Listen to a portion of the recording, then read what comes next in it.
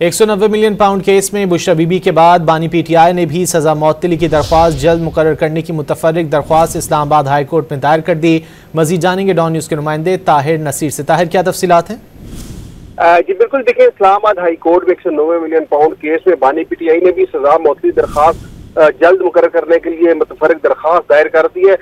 बानी PTI के वकील जो सलमान सफदर ने दरख्वास्त दायर की है, उसमें मौक़िफ़ अपनाया गया है कि मरकजी दरख्वास्त के साथ ये दरख्वास्त इखलाफ की जाए और ईद से कबल इसकी समाअत की जाए।